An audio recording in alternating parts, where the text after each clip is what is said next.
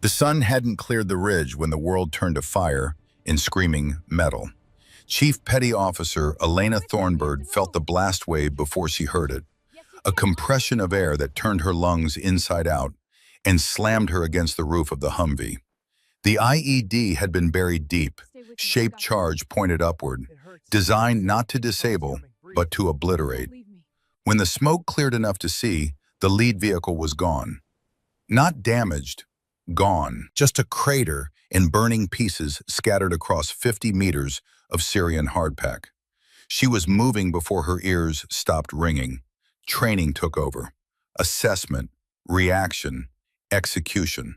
The convoy had stopped dead across the valley floor. 8 vehicles strung out like beads on a wire, and somewhere in that chaos were wounded men who needed her more than they needed their fear.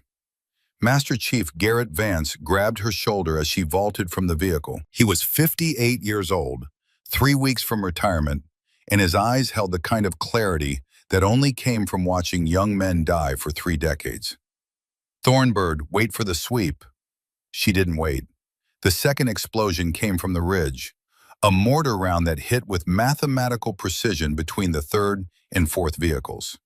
Shrapnel sang through the air like 1,000 angry hornets. She was already running, low and fast, toward the burning wreckage of the lead Humvee. The heat hit her face like an open oven. Inside the twisted frame she could see movement. Someone was still alive. Private Ethan Braddock was 19 years old and screaming. The blast had welded his door shut and filled the interior with smoke thick enough to drown in. Elena didn't think. She grabbed the frame where the window used to be and pulled. The metal was hot enough to sear through her gloves. She pulled anyway. The door came free with a shriek of tortured steel, and Braddock fell into her arms, his uniform smoking, his face black with soot. "I got you," she said, and meant it. The third explosion caught her halfway back to cover.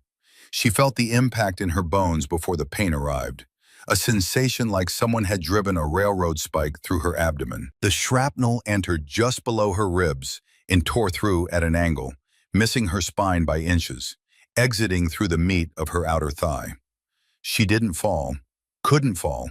Braddock was dead weight across her shoulders, and 40 meters was a lifetime measured in footsteps and willpower. Behind her, the ridge erupted with automatic weapons fire. The ambush had been textbook. Pin them down, separate them, destroy them piece by piece. Captain Marcus Hayward was screaming into the radio for air support that would take 20 minutes to arrive. In a firefight, 20 minutes was eternity. Elena made it to the hasty triage point with Braddock still breathing. The medics tore him from her shoulders without a word, without eye contact, rushing him to a canvas tarp already stained red. She stood there for a moment, swaying, trying to focus through the gray static creeping into the edges of her vision. Blood was running freely down her leg, pooling in her boot. She pressed a hand to her abdomen, and it came away slick and dark. Chief Medic Ryan Blackwell looked up from the soldier he was working on. His eyes passed over her, cataloging and dismissing in the same glance. "You're conscious," he said, not a question, a judgment. "I'm hit," Elena said. Her voice sounded far away, like someone else was speaking. "Penetrating abdominal trauma. Need pressure and—" "You're talking," Blackwell cut her off. "That means you're not priority. Sit down over there and wait your turn." Specialist Amy Kessler, barely 26 and 3 months out of Fort Sam Houston, looked up from the tourniquet she was tying. Her eyes went wide when she saw the blood spreading across Elena's uniform. "Chief, she needs to get out of my way," Blackwell snapped. "We've got soldiers dying here, real casualties. Move her." 2 privates grabbed Elena under the arms and half-dragged, half-carried her behind the bulk of an MRAP. They dropped her in the dirt like a sack of gear and disappeared back into the organized chaos of the triage point. She tried to stand. Her legs didn't respond. She tried to call out. Her voice broke into a cough that tasted like copper and salt. 30 feet away, Master Chief Vance was being loaded onto a stretcher. He'd taken shrapnel in the arm and shoulder. Nothing that would kill him, but enough to ground him for the evacuation. He saw her there, crumpled against the tire, and his face went hard. "That's a SEAL," he shouted at Blackwell. "Treat her first." Captain Hayward stepped between them. He was 48 years old, logistics corps, a man who'd spent more time behind a desk than a rifle. "Gunny, we're loading critical only. She'll make the next bird." "There won't be a next bird," Vance said. But Hayward was already turning away, shouting into his radio about extraction windows and threat vectors. The helicopters came in low and fast, kicking up a dust storm that turned the world brown and made breathing feel like drowning. Elena watched through the gap beneath the MRAP as stretchers were loaded one after another. Braddock went up. Vance went up, still arguing, his voice lost in the rotor wash. Soldiers with wounds less severe than hers went up. The last bird lifted with a sound like the world tearing in half, and then there was silence. Not the peaceful kind, the kind that pressed down on the chest and made the heart forget its rhythm. She was alone. The convoy had left. They'd taken everyone but her. Elena rolled onto her side and vomited into the dirt, blood and bile and the remnants of the morning's coffee. When the spasm passed, she lay there for a moment, listening to the distant pop of gunfire and the closer sound of her own breathing. Fast, shallow, the kind of breathing that meant shock was coming and death wasn't far behind. Her dog tags had slipped free from her collar, hanging in the dust. The metal caught the early light, and there it was, stamped into the steel, the Navy SEAL Trident, earned through Hell Week and 100 impossible evolutions. Earned through nights when her body begged to quit and her mind refused. Earned through being told 1,000 times that women didn't belong, couldn't hack it, would get someone killed. And now it hung there in the dirt, unseen by the men who'd left her behind because they hadn't bothered to look. The radio on the dead sergeant's body crackled with static. She couldn't reach it, not yet. First, she had to deal with the fact that she was bleeding out in the Syrian desert with no backup, no evac, and approximately 90 minutes before blood loss would make the decision for her. Elena Thornburg pressed both hands to her abdomen and pushed herself to her elbows, then to her knees, then with a sound that was half scream and half prayer, to her feet. The world tilted sideways. She caught herself against the MRAP and held on until the horizon stopped spinning. When she could see clearly again, she looked down at herself. The wound in her abdomen was bad. The one in her thigh was worse. The bleeding needed to stop or nothing else mattered. 15 meters away, partially buried under the rubble of a collapsed supply crate, was a medical ruck. Someone had dropped it during the scramble. She could see the red cross on the canvas, faded but distinct. It might as well have been 15 miles. She took a step. Her leg buckled. She took another step. This time, it held. The third step was easier. The fourth nearly killed her. By the time she reached the ruck, she was crawling, leaving a blood trail in the dust like a wounded animal dragging itself toward water. She grabbed the pack and pulled it close, fumbling with the straps with fingers that didn't want to work properly. Inside, quick clot packets, tourniquets, IV bags, morphine auto-injectors, and a basic surgical kit that looked like it had been assembled in the 1990s. It would have to be enough. She tore open her uniform blouse with shaking hands. The entry wound was a ragged hole just below her ribs, about the size of a quarter. The exit wound was somewhere behind her, and she couldn't see it, but she could feel it, a hot throbbing that radiated down her spine.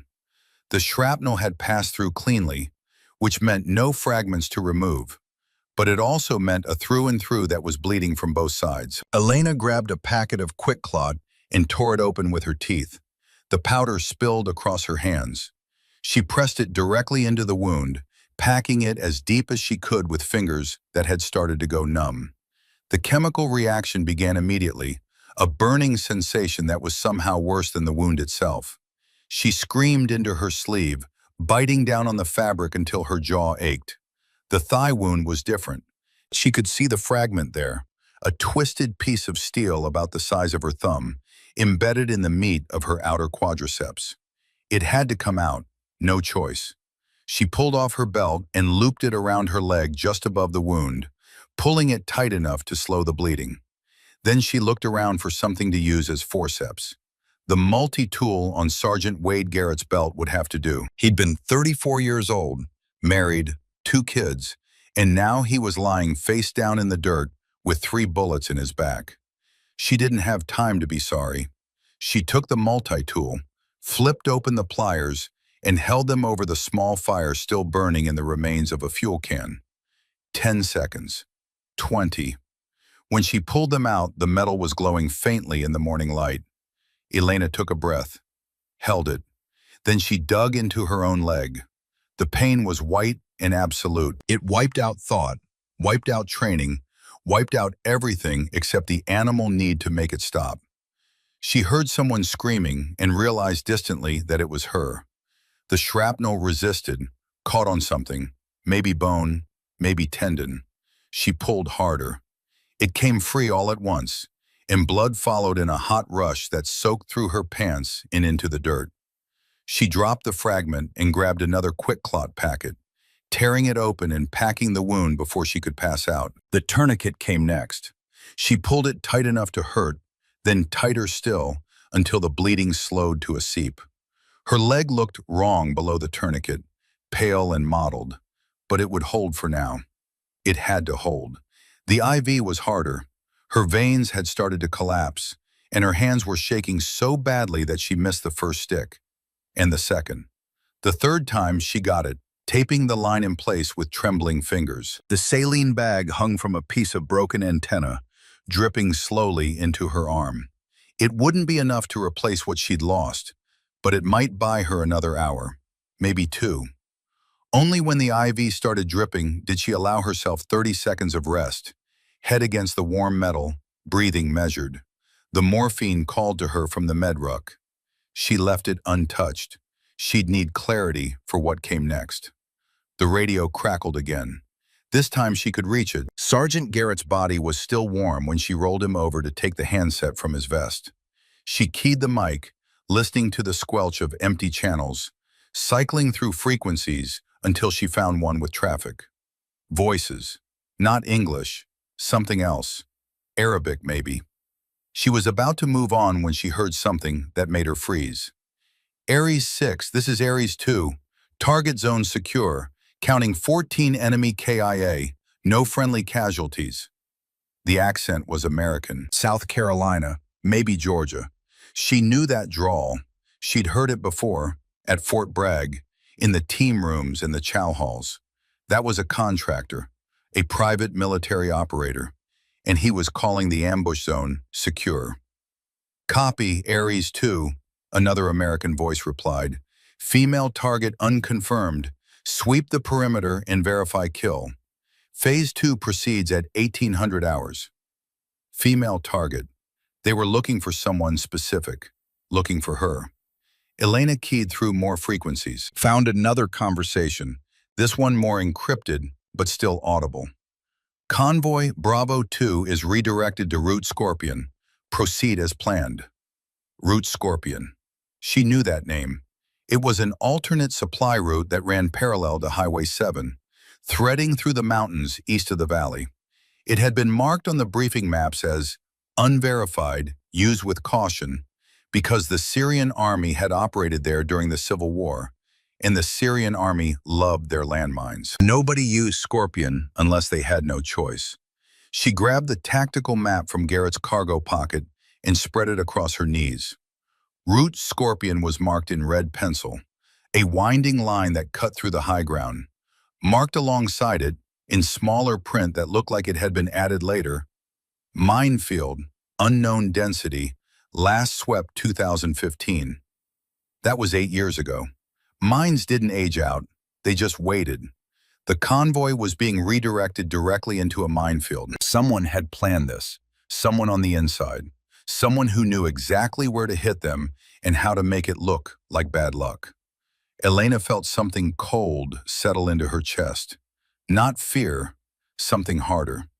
She'd been left behind to die in the dirt while her convoy drove straight into a kill zone, and whoever was responsible thought she'd be too dead to do anything about it.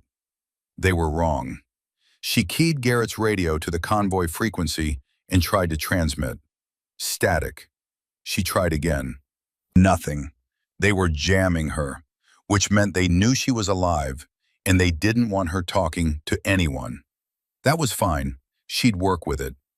Elena pulled herself to her feet again, using the MRAP for support. Her legs screamed in protest, but it held. She looked at the map again, calculating distances and time. The convoy was probably 40 minutes ahead of her by now, moving at standard tactical speed through open terrain. Route Scorpion was another 3 hours beyond that, which meant she had maybe 5 hours before they reached the minefield. 5 hours to cover 12 kilometers of hostile territory with a hole in her abdomen and a leg that was barely functional. 5 hours to figure out who'd sold them out and how to stop them. 5 hours to decide whether the men who'd left her to die were worth saving. She grabbed Garrett's rifle and checked the magazine. 4 rounds left. She took his sidearm too, and his spare magazines, and the 3 grenades clipped to his vest. It wasn't much, but it was more than she'd had 5 minutes ago. She stuffed the tactical map into her cargo pocket, along with the morphine injector she'd been avoiding.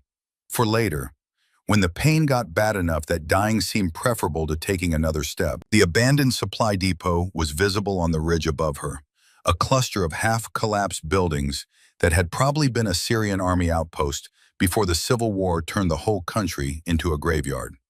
It would give her elevation and line of sight. If she could make it that far, she could see the convoy's route, maybe even get ahead of them. Elena started walking. Each step was a negotiation with her body. Left foot forward, right foot forward.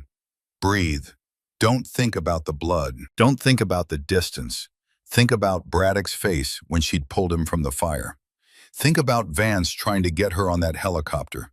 Think about the men in that convoy, good men, who didn't know they were being led to slaughter by someone they trusted. She'd made it maybe 200 meters when she heard the vehicles. Not friendly. Too fast. Too aggressive. The sound of engines being pushed hard over rough terrain. She dropped flat behind a cluster of rocks and watched through a gap as 3 technical trucks roared past, heading toward the ambush site.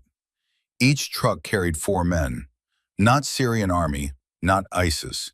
These men wore matching tactical gear, carried matching rifles, moved with a kind of precision that only came from training and money. She caught sight of a patch on the lead truck's bumper. A red sword over a black shield. Ares Tactical Solutions.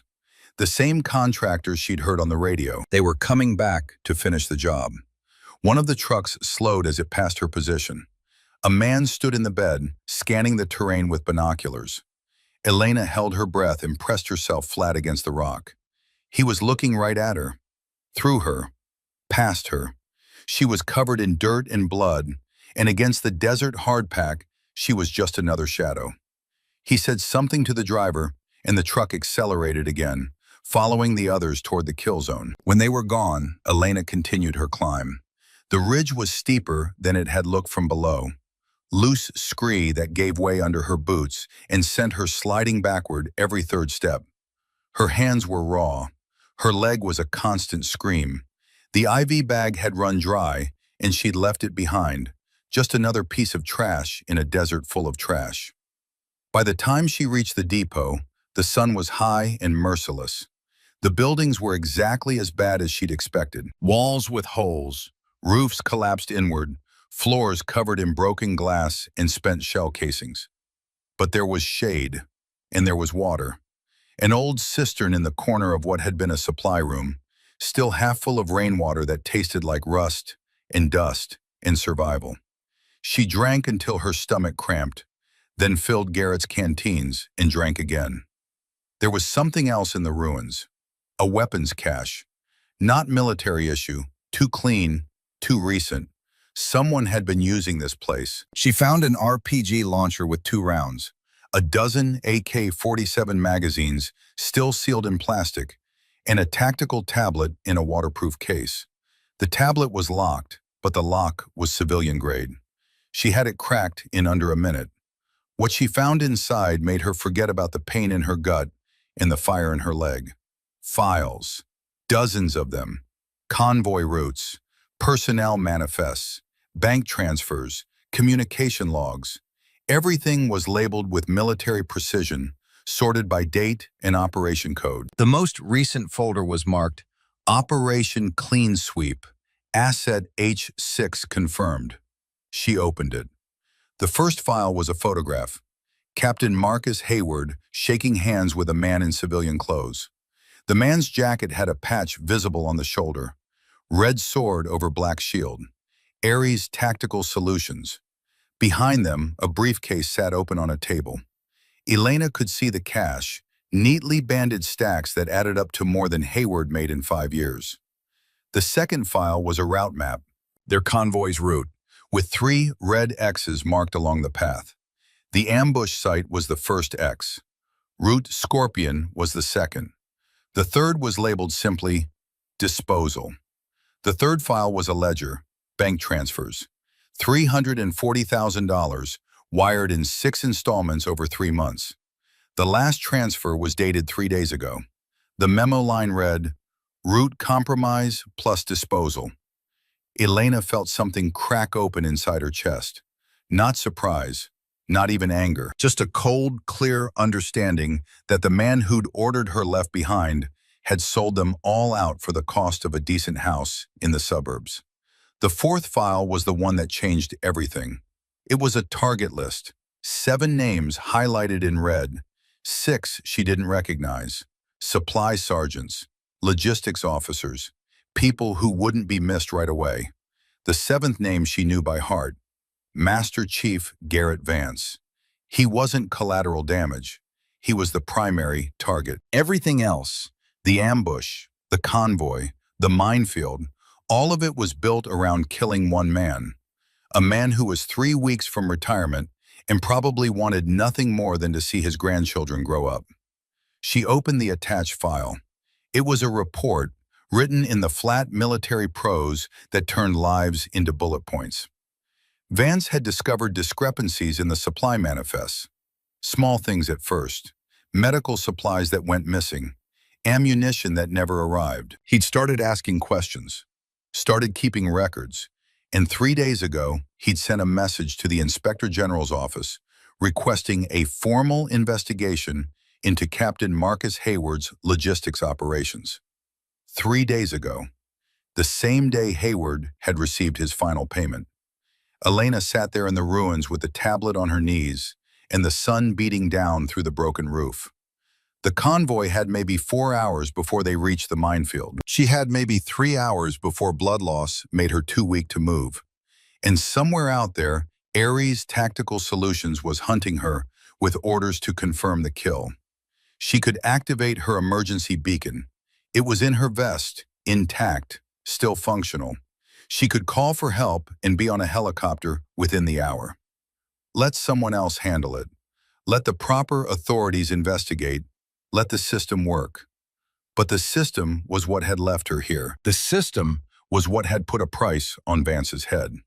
And the system was what had allowed men like Hayward to turn service into profit and loyalty into a commodity. Elena pulled out the morphine injector and stared at it for a long moment. Then she put it back. Not yet. She wasn't done. Not even close. She strapped the RPG to her back and loaded her pockets with magazines.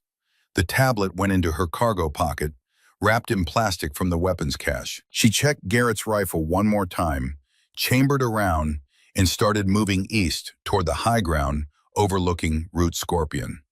The convoy would reach the minefield in 4 hours. She'd reach the overwatch position in 3. And when she got there, she'd have a choice to make. The kind of choice that didn't come with right answers, only consequences. Behind her, the Ares trucks were sweeping the ambush site, looking for her body. Ahead of her, 24 men were driving toward death without knowing it. And somewhere in between, she had to figure out how to save the people who decided she wasn't worth saving. Elena Thornbird had been told her entire career that women didn't belong in combat, that they couldn't hack it, that they'd get someone killed. She'd proved them wrong every single time, but now, bleeding and alone in the Syrian desert, with enemies on all sides, in a convoy of men who'd left her to die, she had to prove something else. She had to prove that being a SEAL meant something more than just surviving. It meant finishing the mission. Even when the mission was saving the people who'd abandoned you. Even when every logical part of your brain was screaming that they deserved what was coming. Even when the pain was so bad that dying seemed easier than taking another step. Master Chief Vance had taught her that. He'd been the one instructor at BUD/S who'd never questioned whether she belonged. He just made her prove it, over and over, until proving it became automatic, until the idea of quitting was more painful than the actual pain. She remembered his voice during Hell Week, when she'd been in the surf zone for the 4th hour, and hypothermia was turning her thoughts to fog. Pain is just information, Thornbird. Your body telling you where the limits are. The question isn't whether it hurts. The question is what you do with that information. She'd stayed in the surf. She'd finished the evolution. She'd earned the trident. Now she was going to earn it again. The high ground rose ahead of her, jagged and unforgiving under the afternoon sun. Elena adjusted the rifle sling on her shoulder and started climbing. Each step was information. Her body was telling her to stop, to rest, to give in. She processed that information and kept moving. Because somewhere ahead, Master Chief Garrett Vance was riding in a convoy toward a minefield. And he didn't know that the man giving the orders had already decided he was dead. And somewhere behind her, the men who'd left her bleeding in the dirt thought she was too weak to matter. They were about to learn different. The ridgeline cut across the horizon like a serrated blade, all sharp edges and loose scree that gave way under Elena's boots with every third step. The sun had passed its apex and was beginning its slow descent toward the western mountains, turning the sky into hammered copper. She'd been climbing for 90 minutes, and her body was starting to send signals that couldn't be ignored much longer. The tourniquet on her thigh had gone from painful to numb, which meant tissue damage was accumulating. The quick clot in her abdomen had stopped the external bleeding, but she could feel something shifting inside, something warm and wrong that suggested internal bleeding the field dressing couldn't reach. She stopped at a flat outcropping and allowed herself 60 seconds, not to rest, to assess. The tactical tablet showed the convoy's progress as a blue dot moving steadily east along Highway 7. They were making good time, which was the problem. Another 2 hours, and they'd reach the junction where Hayward would redirect them onto Route Scorpion. Another hour after that, and they'd be in the minefield. She was still 4 kilometers from the overwatch position she'd identified on the map, a ridge that would give her direct line of sight to both the convoy route and the minefield approaches. 4 kilometers. In her current condition, that was 90 minutes of brutal movement, maybe 2 hours if the terrain turned worse, which meant she'd arrive with maybe 30 minutes to spare. 30 minutes to figure out how to stop a convoy from entering a minefield when her radio was jammed and she had no way to make contact. 30 minutes to decide if she was going to take the shot that would solve everything and damn her soul in the process. Because there was always the shot. Hayward's vehicle would be in range. 1 round, center mass, and the conspiracy died with him. The convoy would stop. Someone else would take command. They'd probably turn around, call for orders, avoid the minefield entirely through sheer bureaucratic caution. Problem solved. Mission accomplished. All it would cost was the line she'd sworn never to cross. Elena pushed herself upright and kept climbing. The shot was the easy answer. She'd find a harder one. The terrain changed as she gained elevation. The loose scree gave way to harder stone, which was easier on her footing, but exposed her to anyone watching from below. She moved in short bursts, using whatever cover she could find, always conscious of the sight lines and the angles. This was Indian country now. Ares Tactical knew she was alive, knew she was mobile, and they'd be hunting. 3 vehicles, 12 men, all of them professionals who'd done this work for money long enough to be very good at it. She spotted the first truck 20 minutes later. It was moving slowly along the base of the ridge, following her general direction but not her specific path. They were casting a wide net, searching for signs, blood trails, disturbed earth, the kinds of mistakes that wounded, desperate people made when they thought they were alone. Elena had made it a point not to leave those signs. Every time she'd stopped to rest, she'd taken 30 seconds to obscure her tracks. Every time she'd bled through her dressing, she'd buried the soiled bandages under rocks. Old habits from SEER school: survive, evade, resist, escape, in that order. The truck stopped directly below her position. A man climbed out of the passenger side and stood there scanning the ridge with binoculars. He was tall, lean, moving with the economical grace of someone who'd spent a career in hard places. Elena went absolutely still. She was 60 meters above him, lying flat against stone that was nearly the same color as her blood-stained uniform. At this distance, motion was the enemy. Even breathing could give her away if he was good enough. He was good enough. The binoculars swept past her position, came back, held. She could feel his attention like a physical weight. Her hand moved slowly, incrementally, toward the pistol on her hip. If he spotted her, she'd have maybe 2 seconds before he called it in. 2 seconds to drop him and run before the other 11 converged on her position. The math wasn't good, but math had stopped mattering somewhere around the time she'd pulled shrapnel out of her own leg. The man lowered his binoculars and said something to the driver. The truck started moving again, continuing east.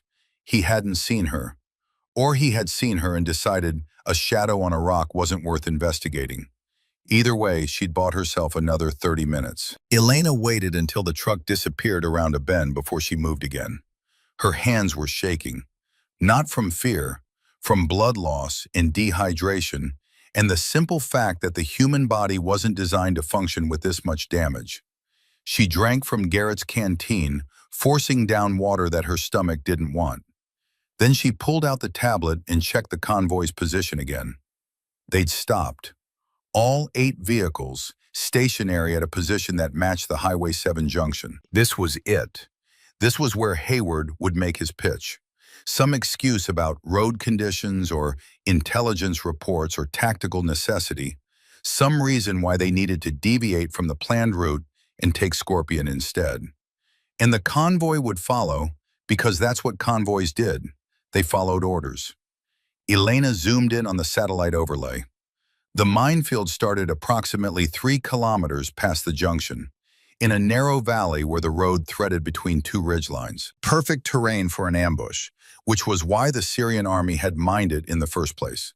The mines were marked on old maps as Soviet-era PMN-2s, anti-personnel devices designed to maim rather than kill. Step on one and it would take your foot off at the ankle. Drive over one and it would shred your tires and immobilize your vehicle. Either way, you'd be stuck in the kill zone while the enemy had all the time in the world to finish you off. Except there was no enemy anymore. The Syrian army was long gone from this sector. ISIS had been pushed out 6 months ago. The only threat in that valley was the mines themselves, and the man who was deliberately driving a convoy into them. She pushed herself up and continued climbing. The pain had transcended description now. It was just a constant presence, like tinnitus or the ringing in her ears from the explosions. Background noise. Irrelevant. What mattered was the ridgeline ahead, and the time running out, and the fact that 24 men were about to die because someone had decided Garrett Vance knew too much. The Overwatch position was everything she'd hoped for and nothing she'd wanted. A natural rock formation that gave her clear sight lines down into the valley where Route Scorpion ran. She could see the road, empty and waiting. She could see the minefield, invisible to anyone who didn't know where to look, but obvious to her now that she knew what she was seeing. The spacing was too regular. The vegetation patterns were wrong. There were gaps in the rock distribution that suggested human placement rather than natural scatter. And she could see the convoy, still stopped at the junction 2 kilometers away. Elena set up in a prone position behind the rocks and pulled out Garrett's rifle. The optic was a basic ACOG, 4-power magnification, good enough for the ranges she'd be working with. She ranged the junction, 1,800 meters. Extreme range for this weapon system, but doable in these conditions. Clear air, no wind, stable position. She could make the shot. The question was whether she should. Through the scope, she could see figures moving between the vehicles. Arguments, discussions. Someone, probably Vance, was questioning the route change. She could read it in the body language, the gestures, the way the other men were gathering around. Hayward would be in the center of it, selling his lie with the confidence of a man who'd already been paid. Elena's finger found the trigger. 2 pounds of pressure and Hayward's problems would be over. So would hers. Clean shot, righteous kill, problem solved. Justice served with a 5.56 millimeter messenger traveling at 3,000 feet per second. She exhaled slowly and took her finger off the trigger. Not yet. There had to be another way. Had to be. Because the moment she took that shot, she became what Hayward was. Someone who killed fellow service members to solve a problem. The justification might be better, but the act was the same.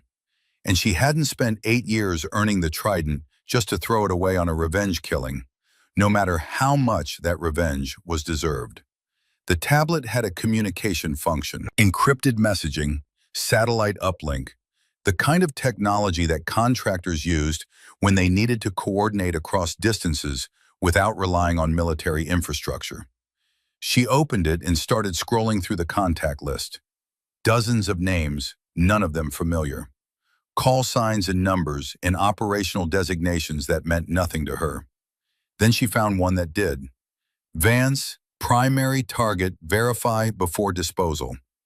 They'd put him in their system, logged him like inventory. That's how professional this was. That's how far the corruption had spread. These weren't rogue operators acting on impulse. This was an organized operation with planning and oversight and quality control. They even had a checklist.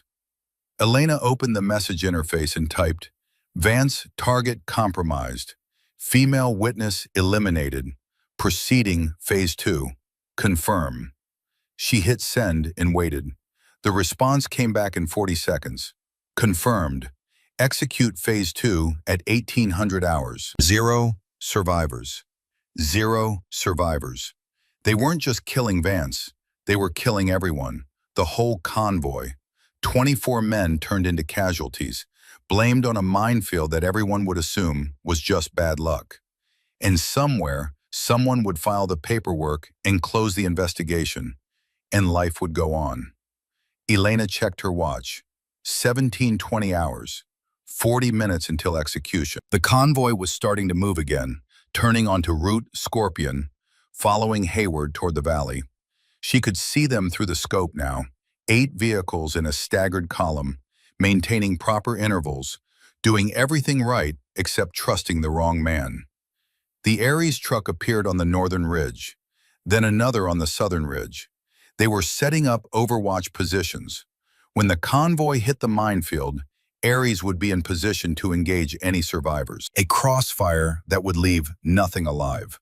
Thorough, professional, exactly the kind of operation that required planning and coordination, and the kind of money that only moved in 6-figure increments. Elena pulled out the RPG and checked the rounds. 2 shots. Tandem heat warheads designed to punch through armor. Devastating against vehicles, less useful against infantry, but she wasn't planning to fight infantry. She was planning to stop trucks. The Ares vehicles were thin-skinned technicals, modified civilian trucks with heavy weapons mounted in the bed. One good hit and they'd be done. She ranged the northern truck. 1,200 meters. Long shot for an RPG, but the terrain gave her the angle she needed. High position, target below, gravity assist on the trajectory. She could make it work. Had to make it work. Because once the convoy entered the minefield, those trucks would open fire, and none of her people would survive the crossfire. Her people. When had she started thinking of them that way again? They'd left her, abandoned her, decided she wasn't worth saving. But they were still hers, still her responsibility, because being a SEAL wasn't about who saved you. It was about who you saved when nobody was watching. The convoy was 500 meters from the minefield entrance. Elena could see it clearly now through the scope. The first pressure plate would be right about where the road curved left, around the boulder cluster. Big enough to hide the mine, solid enough to funnel the vehicles directly over it. Hayward would know exactly where it was, would probably accelerate slightly as they approached, making sure the lead vehicle had enough momentum to trigger the detonation. 400 meters. The lead vehicle was moving at steady speed, maintaining interval. She could see the driver clearly now. Young kid, maybe 22, focused on the road ahead, doing his job, following orders, about to die because the man in the vehicle behind him had sold his life for cash. 300 meters.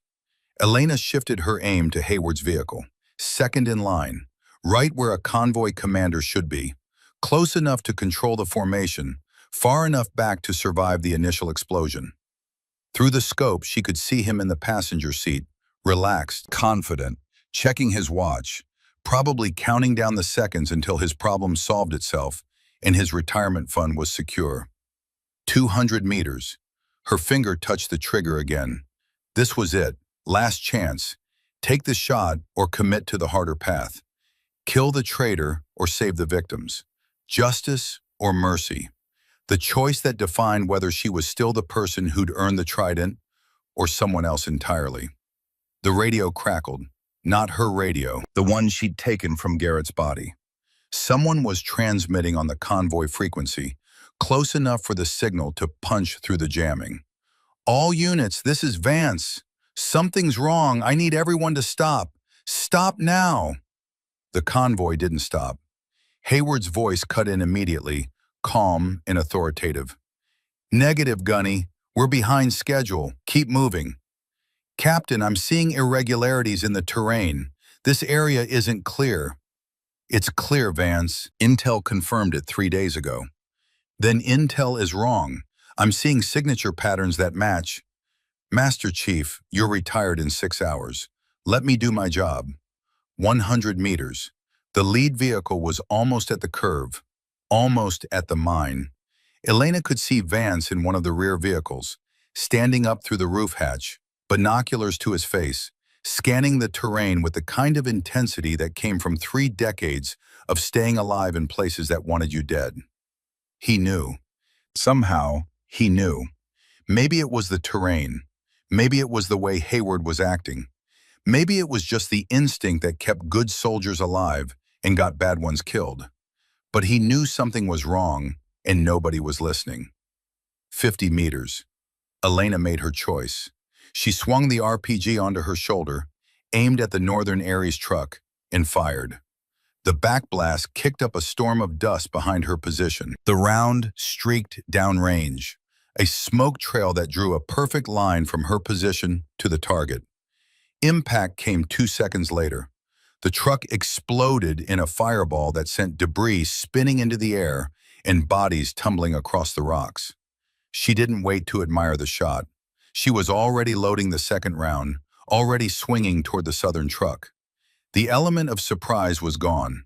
They knew where she was now, but they didn't know what she was going to do next. And in that uncertainty was her advantage. The second truck was moving, trying to relocate, trying to get out of her line of fire. She led the target, calculated the intercept, and fired. This shot was harder. Moving target, longer range, her position compromised. The round went wide by 3 meters and detonated against the rocks behind the truck.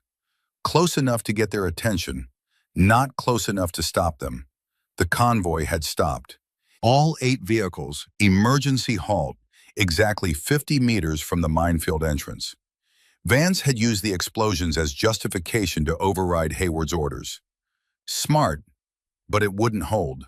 In about 30 seconds, Hayward would regain control, would demand they continue, and Vance wouldn't have a good enough reason to refuse. Elena grabbed the radio and keyed the mic. The jamming was still active, but she was close enough now that brute force might punch through. Convoy Bravo 2, this is Thornbird. Urgent.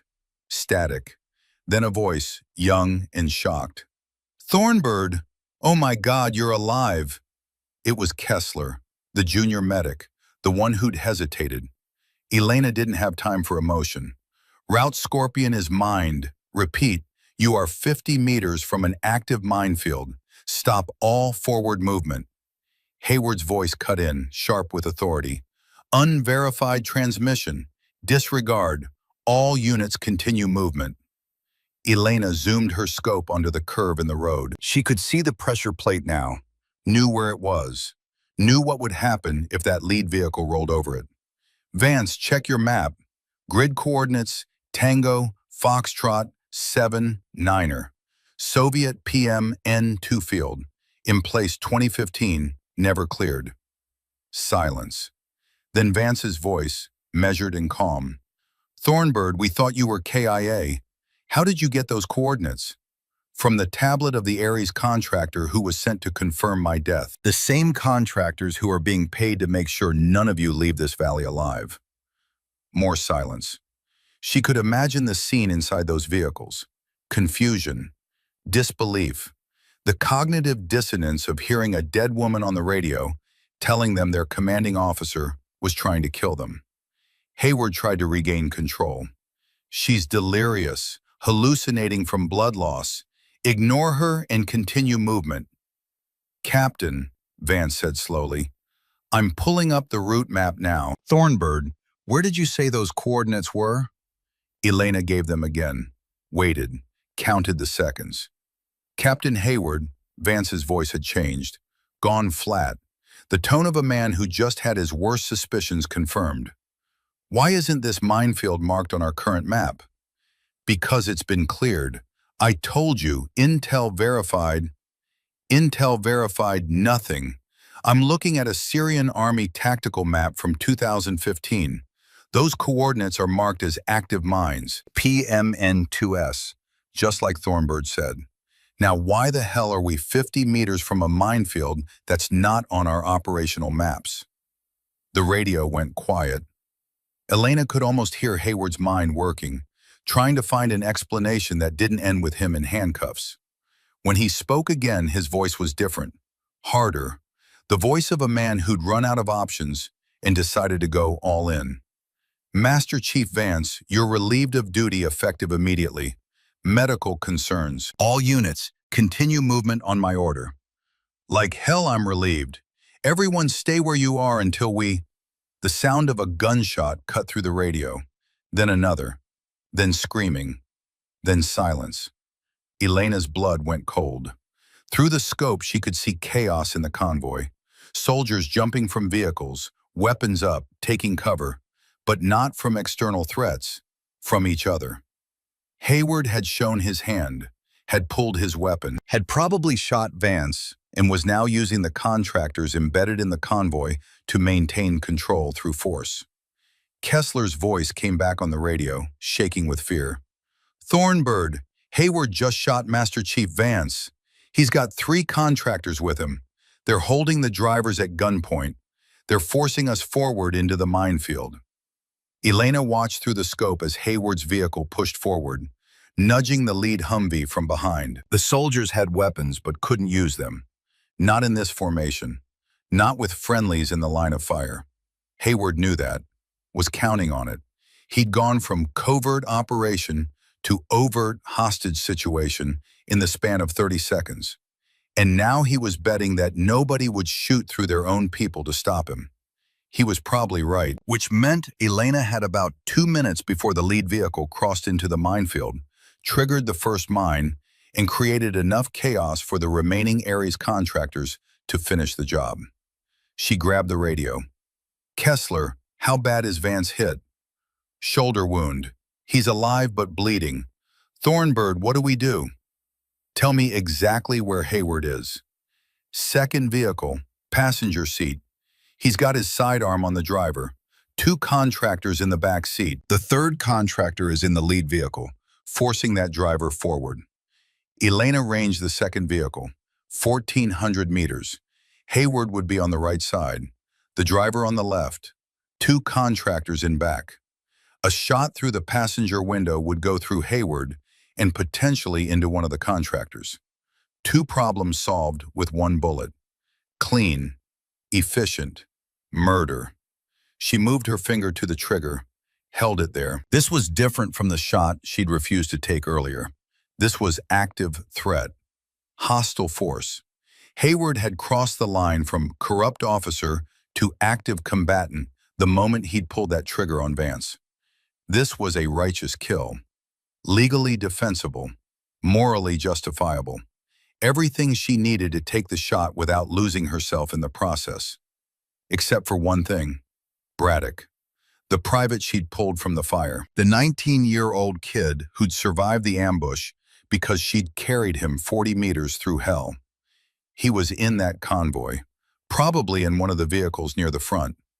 When the shooting started, when the contractors opened fire, when the chaos reached its peak, that kid would be caught in the crossfire. She took her finger off the trigger. Again, because saving Vance by getting Braddock killed wasn't salvation. It was just trading one death for another, and she was done with that math. Kessler, I need you to listen very carefully. Can you see the minefield from your position? No, just the road ahead. But I can. I'm on the ridge with direct line of sight.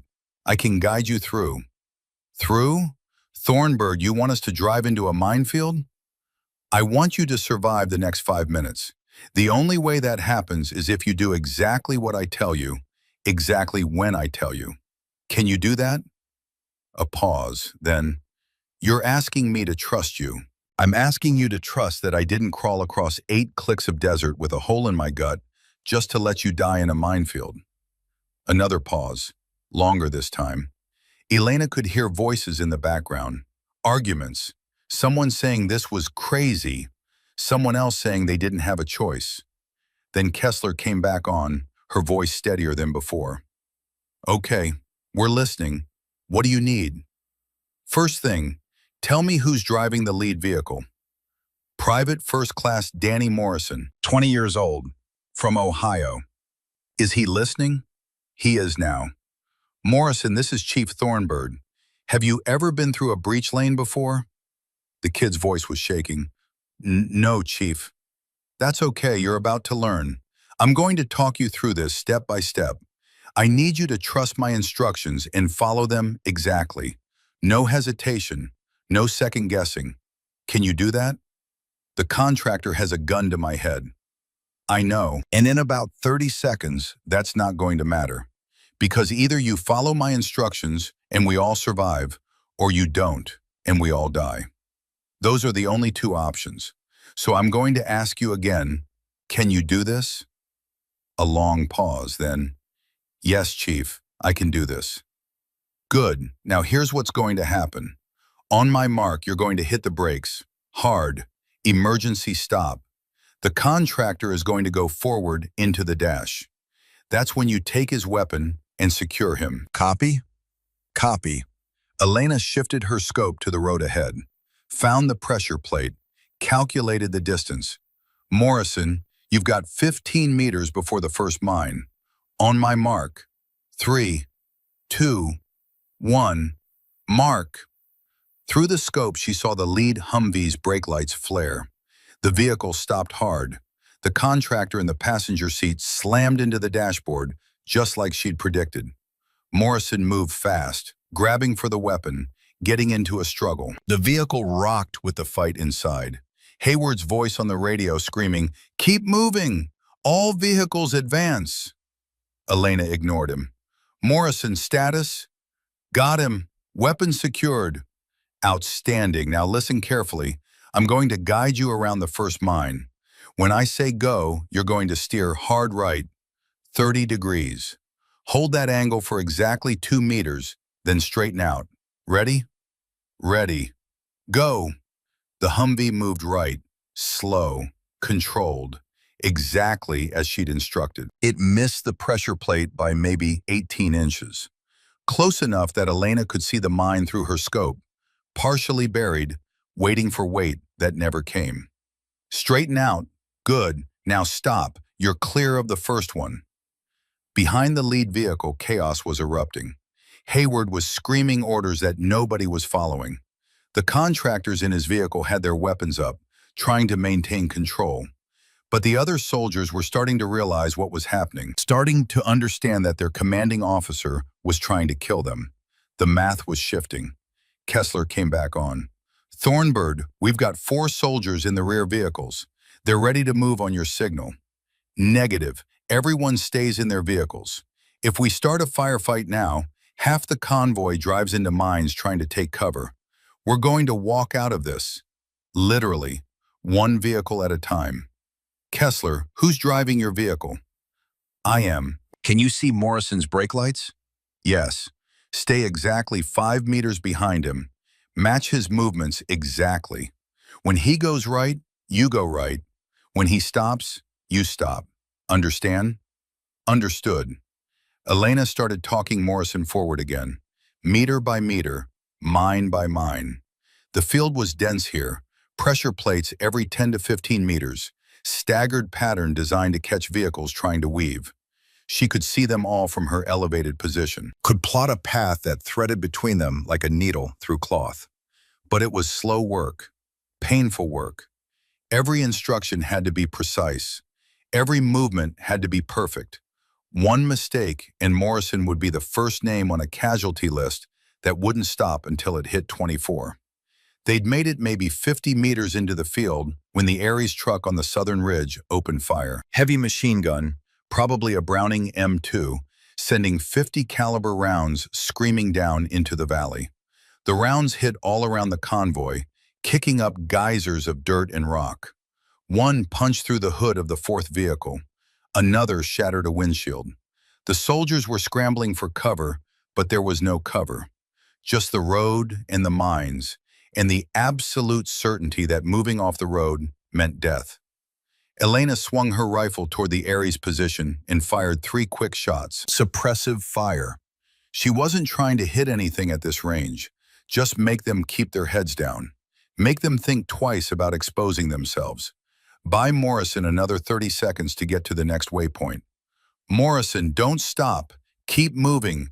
Hard left, 20 degrees, 3 meters. The kid did it, hands steady despite the machine gun fire, despite the chaos, despite every instinct screaming at him to floor it and try to outrun the bullets. He trusted her instructions and moved exactly as she told him. The Humvee missed the next mine by inches. Hayward's vehicle was still trying to push forward, but the other vehicles had stopped following his orders. They were following Elena's voice instead, following the dead woman who'd come back to save them. The contractors in Hayward's vehicle were realizing the same thing Elena had realized 20 minutes ago. They'd lost control of the situation. Their careful plan had fallen apart the moment she'd put an RPG round into their overwatch position. The machine gun opened up again. This time the rounds walked right up the road toward Morrison's vehicle. Elena saw the tracers coming, saw where they'd hit, knew Morrison had maybe 2 seconds before 50 caliber rounds started shredding his Humvee like paper. She didn't think, just moved, swung her rifle onto the Ares position and started firing. Rapid, aimed shots. 1,800 meters was extreme range for this weapon, but she wasn't trying to make kill shots. Just hitting close enough to make them flinch, make them duck, make them choose between maintaining fire discipline and not getting their heads taken off. It worked. The machine gun went silent. Morrison kept moving. Right again, 45 degrees, 4 meters, then stop. They were halfway through now. 8 vehicles with maybe another 100 meters of minefield ahead. At this rate, it would take another 20 minutes to get everyone clear. 20 minutes of walking vehicles through a pattern only she could see, while Ares contractors tried to kill them all from elevated positions, while Hayward tried to regain control, while her body continued its slow shutdown from blood loss and trauma. 20 minutes. She could do 20 minutes. Had to do 20 minutes. Because the alternative was letting them die, and she'd already decided that wasn't an option. Morrison was moving again, following her instructions. threading between pressure plates with a kind of precision that suggested he'd found his calm center in the middle of chaos. Good for him. That's what training was supposed to do. Turn panic into process, fear into focus. Vance's voice came over the radio, weak but clear. "Thornbird, this is Vance. I'm still operational. What do you need?" Relief flooded through her. "Gunny, you're supposed to be bleeding out. I've been shot before. Takes more than one round to keep me down." "Sit rep?" "I'm walking them through the minefield, but we've got Aries on the southern ridge with a Ma Deuce. I can suppress them, but I can't eliminate them from this range. They're going to get brave again soon." "I can take care of that. Give me coordinates." Elena passed them, heard movement over the radio. Vance was climbing out of his vehicle, despite the shoulder wound, despite his age, getting into position to engage a target that was probably 1,000 meters from his position. The old man was going to get himself killed trying to help. But that was what you did. That was what being a SEAL meant. You helped until you couldn't help anymore, and then you helped some more. The machine gun opened up again, but this time it was answered immediately by precise rifle fire from the convoy. Vance had found his mark. The machine gun went silent again, this time for good. Elena saw figures retreating from the southern position, dragging a body with them. The old man had just dropped an Aries contractor at 1,000 meters with a shoulder wound and probably a rifle he'd never zeroed. Some things you didn't lose. Some skills stayed in the blood. "Morrison, you're doing great. Keep it up. Left turn, 30 degrees, 5 meters. They were 3/4 through now. Elena could see the end of the minefield, where the road straightened out and the vegetation patterns returned to normal. Another 10 minutes, maybe less. They were going to make it. All of them.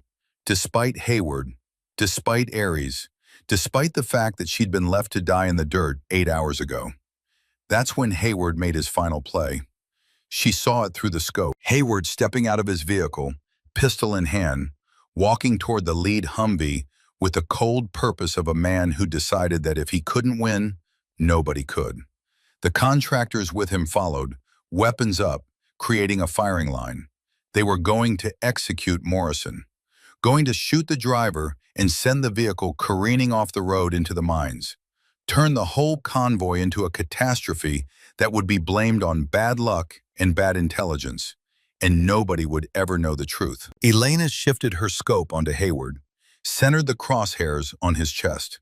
Her finger found the trigger. This time there was no hesitation, no moral calculus, no weighing of options. He'd made his choice. Now she'd make hers. The rifle bucked against her shoulder. 1,400 meters. Wind negligible. Elevation compensated. The round took 2 seconds to arrive. 2 seconds during which Hayward kept walking, kept moving toward Morrison's vehicle, kept being the man who'd sold out his convoy for cash. Then the round hit. Not center mass, she'd been aiming for the chest, but blood loss and exhaustion had pulled the shot low and left. The bullet took him in the hip, spun him around, dropped him to the road. Not a kill shot, but enough to stop him, enough to end his play. The contractors froze. One of them started to raise his weapon toward Morrison's vehicle. Vance dropped him with a single shot before he could complete the motion. The other contractor threw down his weapon and put his hands up. Smart. Survival instinct overriding loyalty. That's what happened when the money stopped being worth the risk. Elena keyed the radio. "Morrison, Hayward is down. The contractors are surrendering. Keep moving. We're almost home." And they were. 10 more minutes of careful navigation. 10 more minutes of step-by-step instructions. 10 more minutes of proving that the woman they'd left to die was the only reason they were still alive. When the last vehicle cleared the minefield and rolled onto safe ground, Elena let her head drop to the rock. Her vision was tunneling. Her hands were numb. The pain had gone from acute to a kind of distant throb that suggested her body was shutting down non-essential systems to preserve the core. She'd done what she came to do. Now she could rest. Except there was still one more thing, one more detail that needed handling. She pulled out the tablet and opened the message interface. Typed, Phase 2 complete, all targets eliminated, awaiting extraction coordinates. The response came back in 30 seconds. Outstanding work. Extraction team inbound your position. ETA 20 minutes. Elena smiled. Sent back. Copy. Standing by. Then she forwarded the entire conversation to Colonel Hendricks at Base Command, along with every file on the tablet. The evidence, the bank transfers, the target lists, everything Ares Tactical Solutions had been stupid enough to document in writing. In 20 minutes, when their extraction team arrived at her position, they'd find a Navy SEAL who just blown their entire operation wide open. And Hendricks would have enough evidence to put every single one of them in prison for the rest of their lives. Justice, finally. Not the quick kind that came from a bullet, the slow kind that came from the system working the way it was supposed to.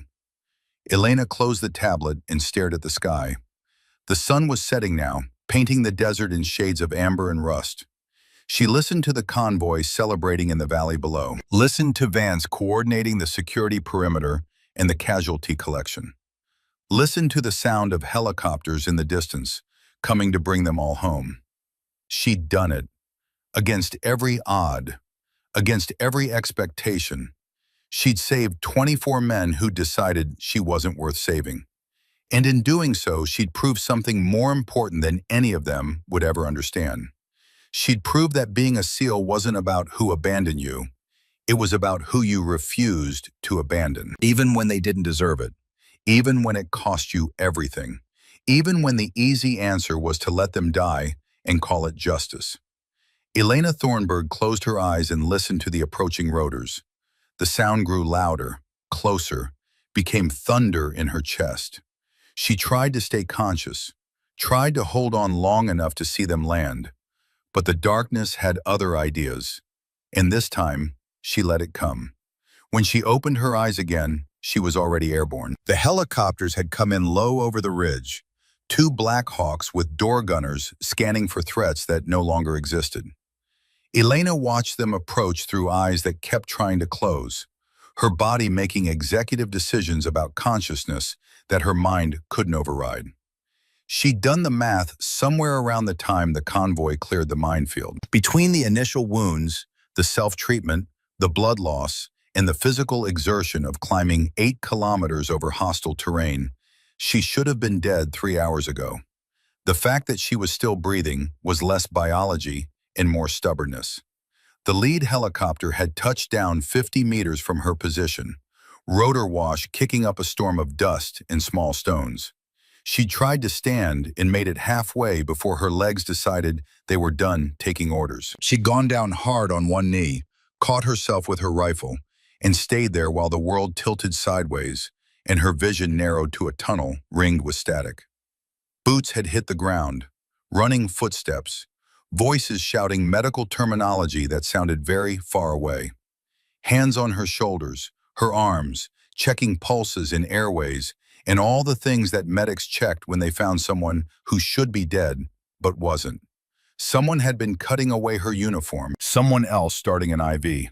A third voice calling for a stretcher and saying words like hypovolemic shock and critical status that all meant the same thing. She'd pushed too far and her body was sending the final invoice. Chief Thornburg, can you hear me? She'd managed a nod. Tried to speak, nothing came out but a dry rasp. Don't talk, save your energy. We're getting you out of here. The stretcher had arrived. They'd lifted her onto it with practiced efficiency, securing straps, elevating her legs, doing all the things that the medics at the triage point should have done 9 hours ago. Elena had wanted to laugh at the irony, but didn't have the breath for it. Instead, she grabbed the arm of the nearest medic and forced words past her throat. Convoy, safe? The medic had nodded. They're safe, all of them, because of you. That had been enough. She'd let Colonel Sarah Hendricks entered, uniform crisp, despite the late hour, expression unreadable. Elena had met her exactly twice before today. Both times had been brief, professional. Now the woman who commanded the entire base was pulling up a chair beside her bed. "Ma'am," Elena's voice was rough, throat raw from the intubation. "How long was I out?" 18 hours, 3 surgeries. The doctors say you're going to make it, but it was close." Hendricks leaned forward, elbows on her knees. "I've read the after-action reports, all of them. I've reviewed the evidence on the tablet you recovered. I've interviewed every member of that convoy, and I've spent the last 6 hours on conference calls with JAG, CID, and about a dozen 3-letter agencies who are all very interested in what happened yesterday." She paused. "So now I need to hear it from you, all of it, starting from when they left you behind." Elena told her. Every detail. The triage rejection, the self-treatment, the discovery of the conspiracy, the climb to the ridge, the firefight with the contractors, the decision not to take the shot on Hayward, the impossible navigation through the minefield. Hendricks didn't interrupt, didn't take notes, just listened with the intensity of someone who understood that the official record and the truth were sometimes different things. When Elena finished, Hendricks sat back. "Chief Blackwell has been relieved of duty pending investigation. His decision to deny you treatment violated every protocol we have. The fact that you survived despite that decision doesn't excuse it. He followed his training, ma'am. Triage by severity. I was conscious, mobile. By the book, I wasn't critical. You had a penetrating abdominal wound and major arterial damage. You were absolutely critical. He made an assessment based on assumption rather than examination. That's not following the book. That's negligence." Hendricks' voice hardened. "And I will not tolerate negligence in my command, regardless of the outcome." Elena didn't argue, because Hendricks was right.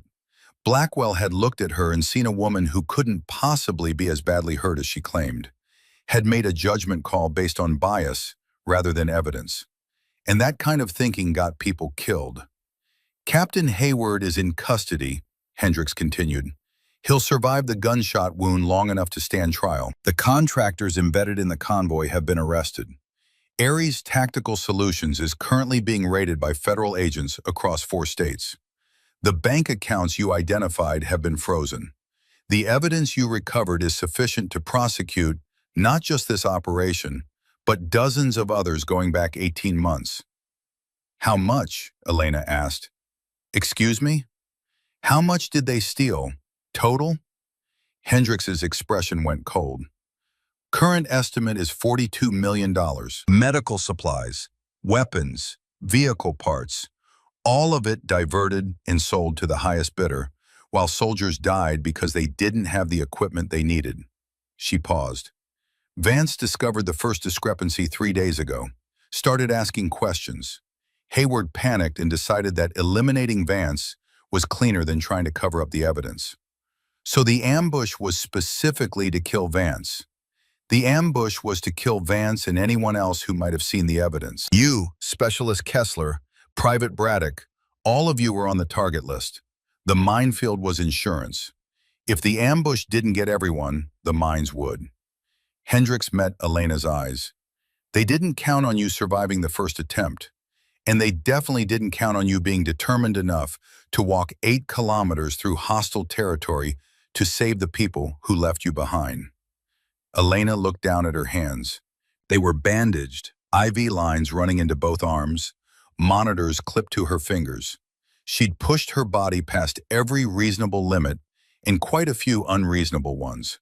The doctors had told her she'd need months of recovery, physical therapy, possible permanent damage to her leg. All for men who decided she wasn't worth the medical supplies. "Ma'am, I need to ask, did I do the right thing, coming back for them?"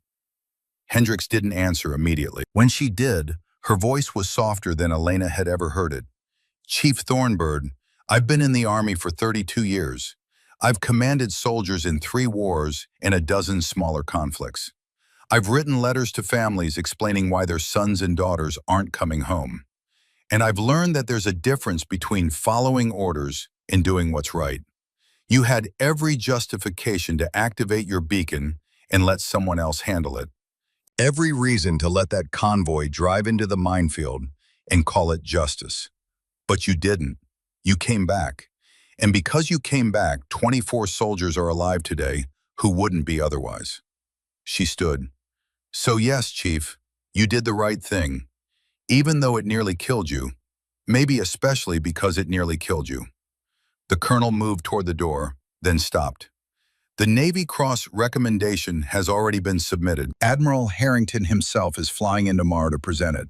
You've also been promoted to senior chief, effective immediately. Congratulations. Elena tried to process that. Navy Cross, promotion, recognition from the highest levels of command, all for doing what she'd been trained to do, complete the mission and bring everyone home. Ma'am, I don't need a medal. I just need to know that it meant something, that those men understand what happened. What almost happened. They understand, Hendricks said quietly. Believe me, they understand. After the colonel left, Elena stared at the ceiling and tried to reconcile the person she'd been yesterday morning with the person she was now. Same name, same face, same scars plus a few new ones. But something fundamental had shifted. She'd walked through fire and come out the other side, changed in ways she couldn't quite articulate yet. The door opened again. This time it was Specialist Amy Kessler, out of uniform, looking younger than her 26 years. She stopped just inside the doorway, uncertain. Chief, I'm sorry. I can come back if you're resting. I've been resting for 18 hours. Come in. Kessler approached the bed slowly, carrying something wrapped in cloth. When she was close enough, Elena could see she'd been crying. Recent tears, eyes still red. I needed to see you, needed to say something. You don't owe me anything, Kessler. Yes, I do. The younger woman's voice broke. I should have fought harder for you at the triage point, should have insisted that Blackwell treat you, should have done something other than just stand there while they left you behind. The tears came again, harder this time. You saved my life yesterday, guided me through that minefield while I was losing my mind with fear. And I can't stop thinking about how I didn't save yours when you needed it. Elena reached out and took Kessler's hand. Her own grip was weak, but it was enough. Amy, listen to me. You were a junior medic following orders from a senior NCO.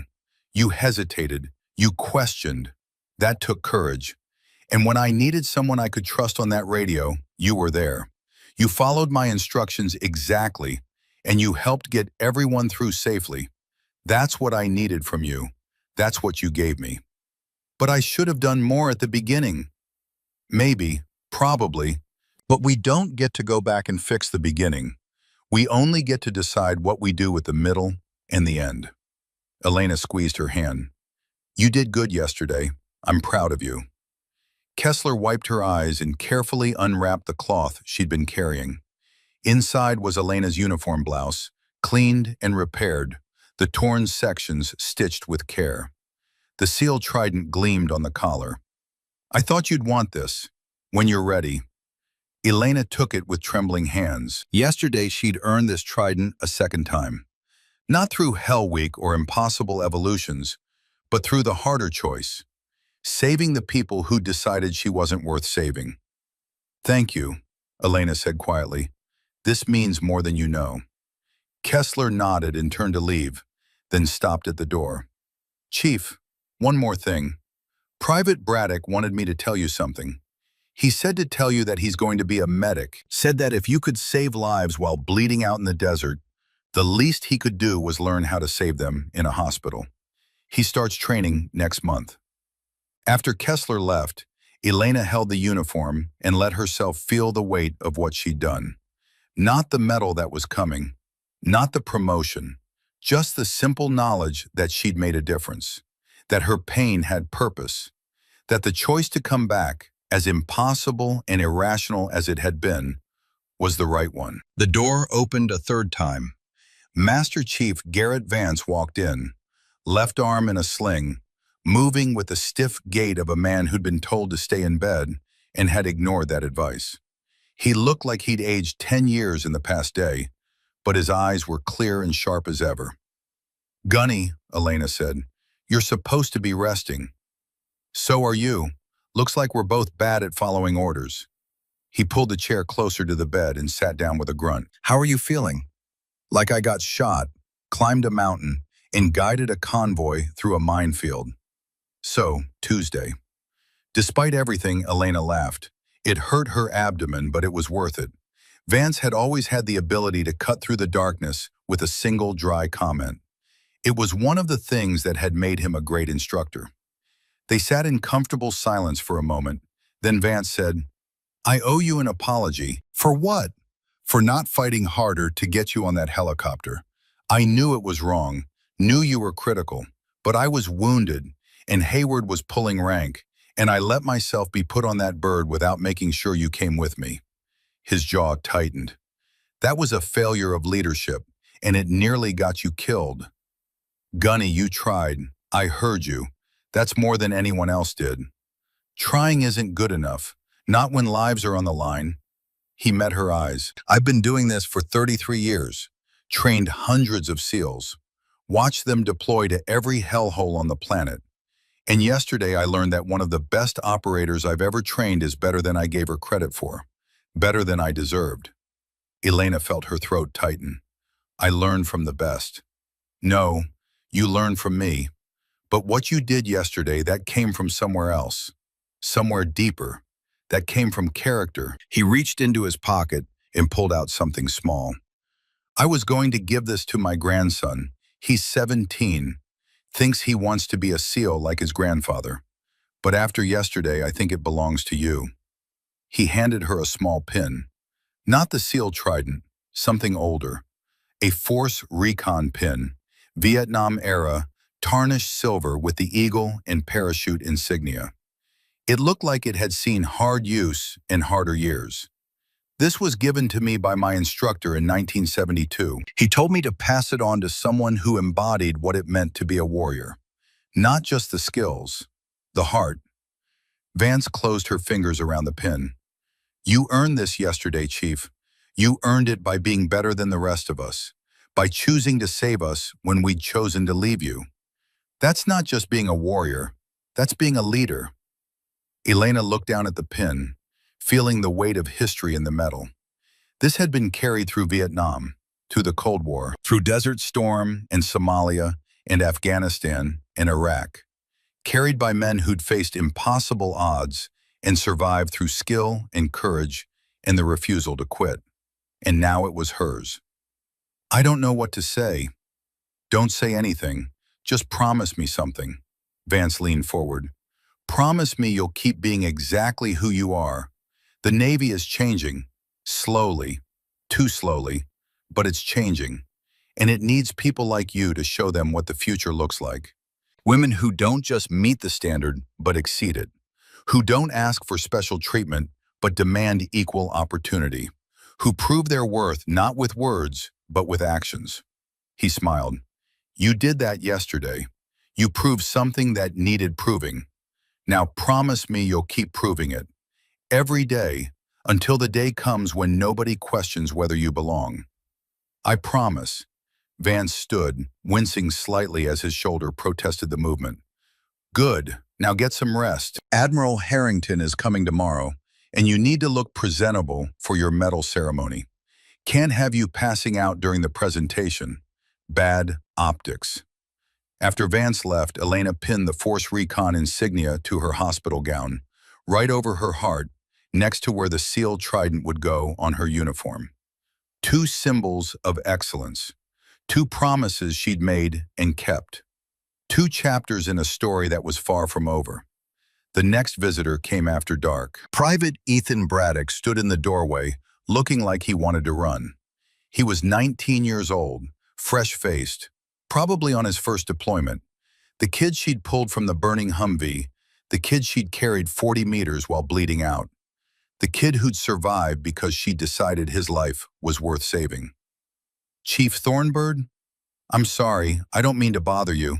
I just wanted to—" "Come in, Braddock. Sit down." He sat on the edge of the chair like it might collapse under him. His hands fidgeted with his cover, twisting it nervously. I needed to thank you for saving my life. Twice. First in the ambush, then in the minefield. I don't know how to repay that. You don't repay it, you pay it forward. Someday you're going to be in a position to save someone else. When that day comes, you remember what it felt like to be pulled from a burning vehicle by someone who didn't give up on you.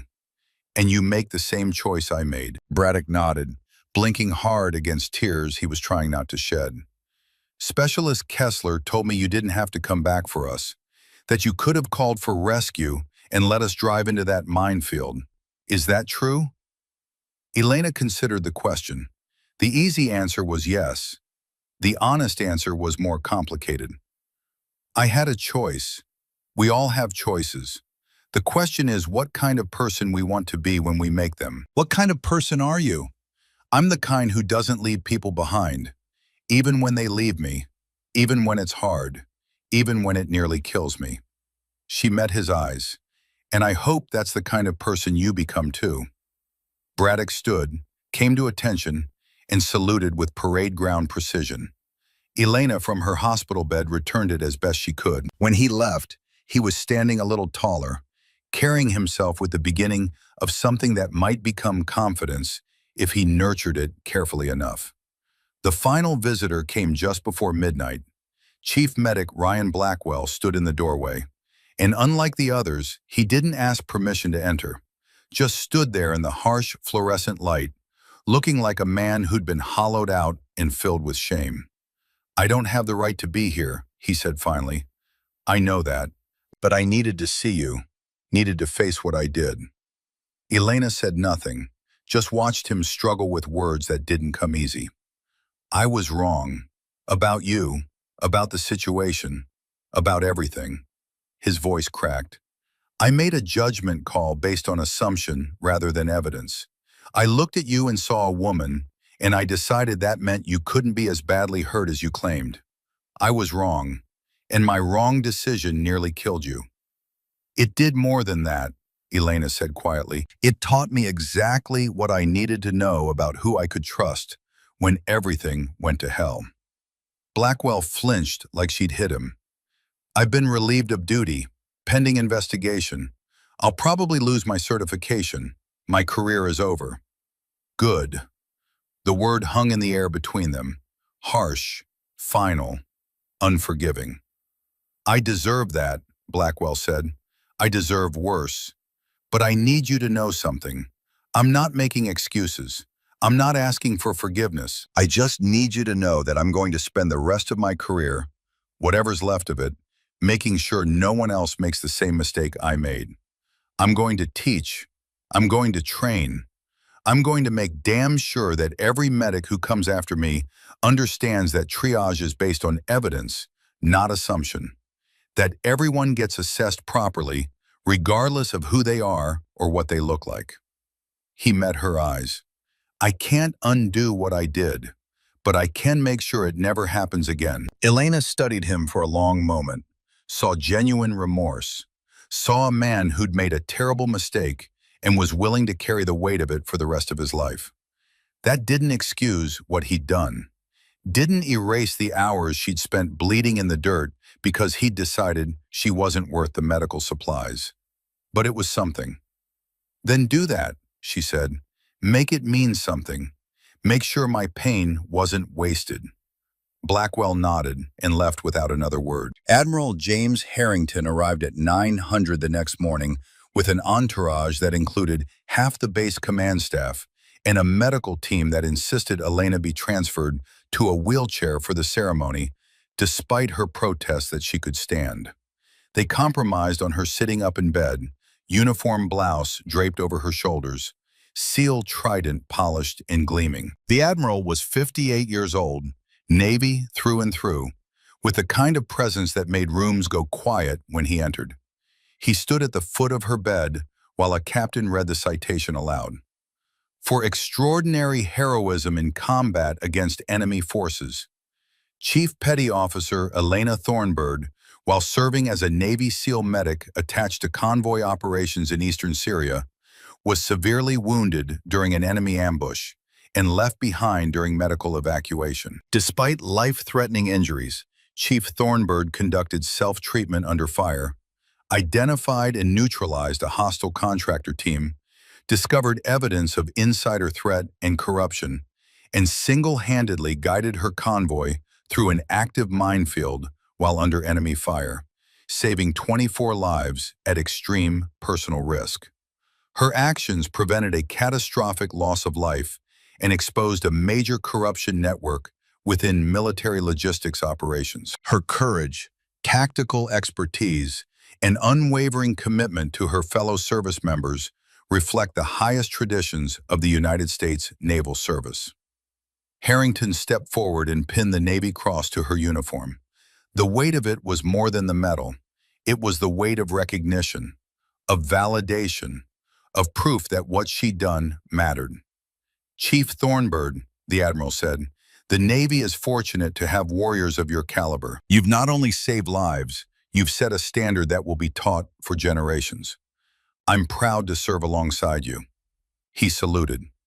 Elena returned it, and for just a moment, the pain and the exhaustion and the memories of bleeding in the dirt all faded into something simpler. Pride, pure and uncomplicated. After the ceremony, after the photographs and the congratulations and the promises to stay in touch, Elena was finally left alone. She sat in the quiet hospital room, Navy Cross on her chest, Force Recon pin over her heart, and thought about the journey that had brought her here. She joined the Navy to honor her brother, had become a SEAL to prove she could, had survived yesterday to show that being left behind didn't mean being defeated. Every step had been harder than the last. Every challenge had demanded more than she thought she could give. And every time, she'd found something extra. Some reserve of strength she hadn't known existed until she needed it. The tablet buzzed with a message. She'd been given a new one, since the evidence tablet had been seized for the investigation. This one was from Colonel Hendricks. Media requesting interviews. Your call on whether to talk to them. Either way, your story is getting out. Thought you should know. Elena considered it. The attention, the interviews, the chance to tell her story in her own words. Part of her wanted that. Wanted to make sure people understood what had happened. Wanted to prevent it from happening again. But another part, the part that had spent 8 years in the teams learning to work in silence, wanted nothing more than to fade back into obscurity and let the work speak for itself. She typed back, "No interviews. The mission is what matters, not the recognition." Hendricks' response came immediately. "Figured you'd say that. For what it's worth, that's exactly why you deserve the recognition." 3 weeks later, Elena was transferred to Walter Reed Medical Center for extended recovery and physical therapy.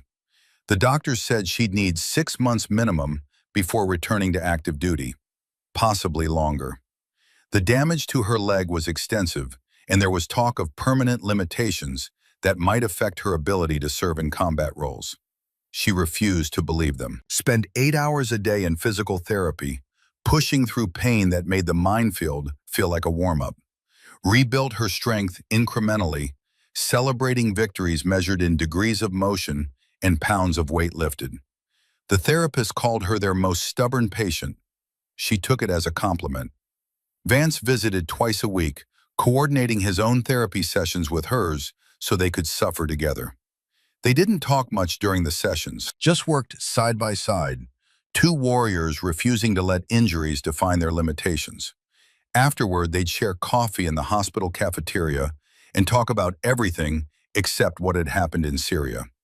Family, plans for the future, the changing nature of warfare, and whether the old ways still mattered in a world of drones and cyber attacks. "You ever regret it?" Vance asked one afternoon. "Coming back for us?" Elena thought about it. The honest answer, "Every time I look at my leg and wonder if I'll ever run again. Every time the pain wakes me up at night. Every time I think about how much easier it would have been to just call for rescue and let you all drive into that minefield. She sipped her coffee. But no, I don't regret it, because the alternative was becoming someone I couldn't live with, and I'd rather deal with a bad leg than a bad conscience. Vance nodded slowly. I used to think courage was about not being afraid. Took me about 30 years to figure out it's actually about being afraid and doing the right thing anyway. You figured that out a lot faster than I did. 6 months later, Elena stood in Arlington National Cemetery on a cold November morning. The funeral was private, limited to family and close friends, but Vance had asked her to be there. His instructor from Vietnam, the man who'd given him the Force Recon pin that now lived in Elena's display case, had finally lost his battle with cancer. He'd been 92 years old, a legend in the special operations community, and according to Vance, the finest warrior he'd ever known. After the ceremony, after the rifles and the flag, and the careful folding of honors, Elena stood beside Vance at the grave marker.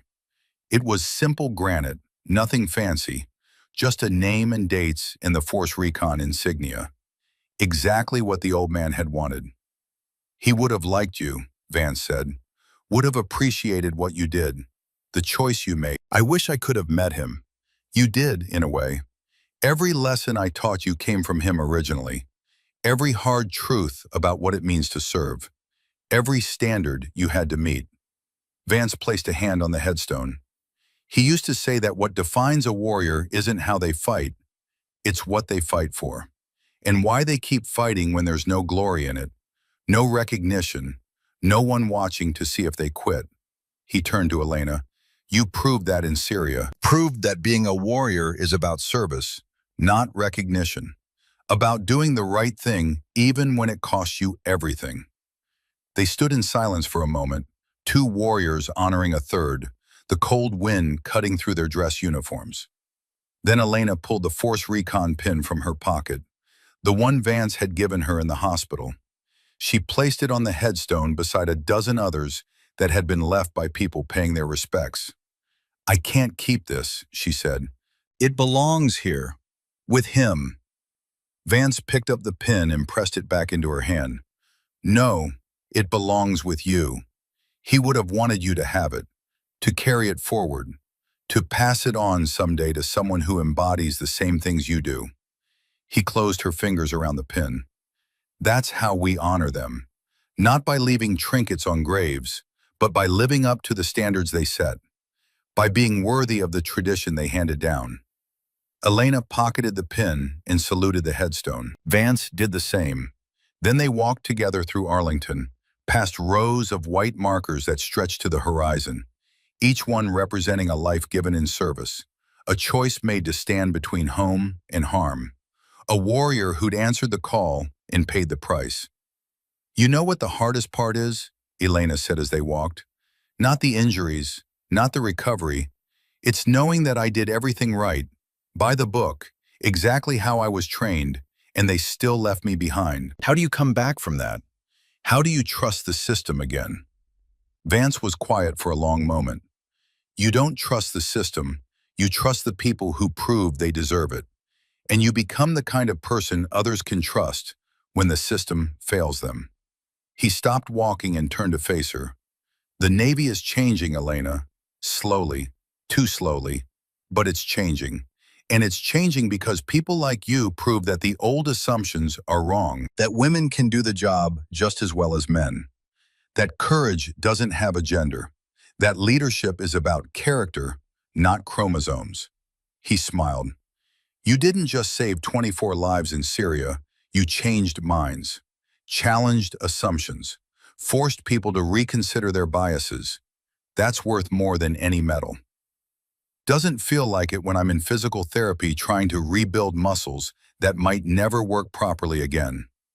I know, but someday, maybe years from now, some young woman is going to make it through BUD/S because you proved it was possible, because you showed them what a female SEAL looks like. And she's going to save lives, lead teams, do impossible things. And it'll be because you walked through hell and came out the other side without quitting. Vance started walking again. That's legacy, Elena. That's what matters. Not the medals or the recognition, the lives you touch, the standards you set, the path you clear for those who come after. They reached the cemetery gates and stopped. Beyond them, the city waited. The normal world where people worried about normal things and didn't understand what it cost to keep them safe.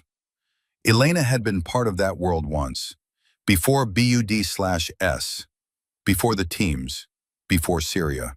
She couldn't go back to being that person, didn't want to, but she could move forward as someone new, someone forged in fire and blood, someone who'd learned that being left behind wasn't the end of the story, just a chapter in a longer journey. You ready to get back out there? Vance asked. Physical therapy board meets next week. They'll probably clear you for light duty. I don't want light duty. I know, but you take what they give you and prove you can handle more. That's how you earn your way back. One step, then another, until they can't deny you anymore. Elena looked down at her leg. It still hurt, probably always would. Physical therapy had restored most of the function, but there were limitations now. Things she couldn't do as well as before. Weaknesses she'd have to compensate for. But she was standing, walking, fighting. I'll get there, she said.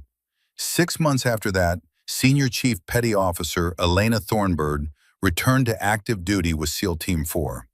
Not in a combat role, not yet, but as an instructor at the Naval Special Warfare Center in Coronado, teaching the next generation of SEALs what it meant to serve, what it meant to persist, what it meant to never leave anyone behind, even when they'd left you. On her first day, she stood in front of a class of BUD/S candidates and told them a story. Not about medals or recognition or glory, about being left behind in the Syrian desert with a hole in her gut and a choice to make. About climbing a mountain while bleeding out. About saving the people who decided she wasn't worth saving. About learning that being a SEAL wasn't about the trident on your chest. It was about the choices you made when nobody was watching and there was no reward for doing the right thing except knowing you'd done it. The candidates listened in silence. Some of them understood. Some wouldn't understand until years later, when they faced their own impossible choices and had to decide what kind of warrior they wanted to be. But they'd remember. They'd carry this story with them into combat, into leadership, into the moments that defined whether they were just soldiers or something more. After the class, Elena walked along the beach where she'd spent countless hours during her own training. The surf was cold and relentless, just like she remembered. She stood at the water's edge and thought about everyone who'd brought her to this moment. Devon, who died so she could learn to fight corruption. Vance, who taught her that standards mattered more than opinions. The old Force Recon instructor she'd never met, but whose legacy she carried. The 24 men she'd saved in Syria, who'd learned that leaving people behind had consequences. And Hayward, sitting in a military prison, awaiting trial for conspiracy, corruption, and attempted murder. His story was ending. Hers was just beginning. Elena pulled the Force Recon pin from her pocket and held it up to the light.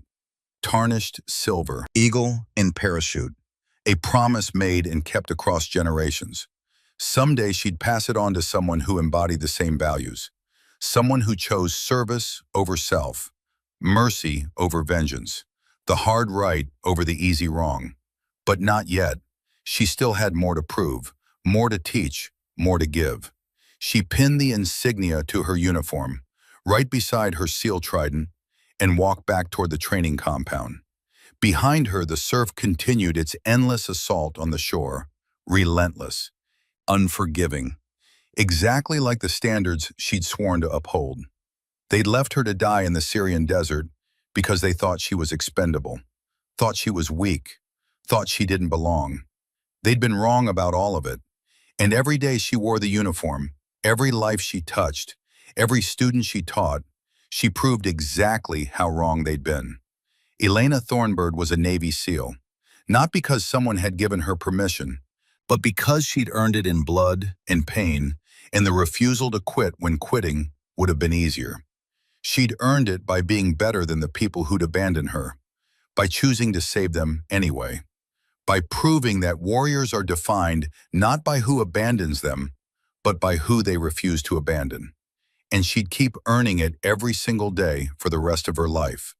Because that's what warriors did. They served. They persisted. They never left anyone behind. Not ever. Not even when their own had left them first.